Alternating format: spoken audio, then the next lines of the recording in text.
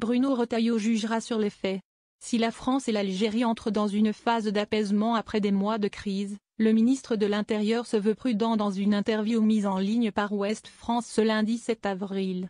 Ça fait des années que la France tend la main à l'Algérie. Pour quel résultat?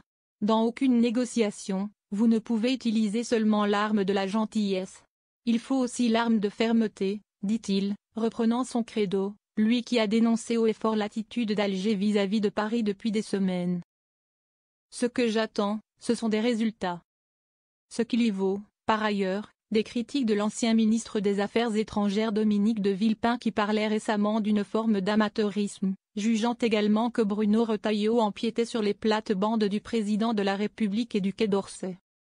Bien entendu, quand on veut sortir d'une crise, c'est le moment de la diplomatie. Très bien, mais maintenant ce que j'attends ce sont des résultats, dit l'intéressé. Quand est-ce que Boualem Sansal sera libéré, questionne-t-il, alors que le sort de l'écrivain franco-algérien, condamné à 5 ans de prison en Algérie, reste en suspens. Autre interrogation mise sur la table par Bruno Retailleau, quand est-ce que l'Algérie appliquera strictement l'accord de 1994, lequel, rappelait-il début avril, dispose que l'Algérie doit accepter sur son sol les ressortissants algériens que Paris veut expulser. Si Bruno Retailleau attend que certaines questions soient tranchées, la visite dimanche à Alger de Jean-Noël Barrot, ministre français des Affaires étrangères, a permis d'amorcer une normalisation des relations entre la France et l'Algérie. Après 8 mois de crise, Jean-Noël Barrot s'est entretenu avec son homologue Ahmed Attaf et surtout avec le président algérien Abdelmadjid Tebboune. Au préalable, Emmanuel Macron avait échangé avec ce dernier lundi 31 mars. Plusieurs mois de crise. Le tout a permis d'amorcer une normalisation des relations entre les deux pays. On est aujourd'hui dans un début de retour à la normale entre Paris et Alger.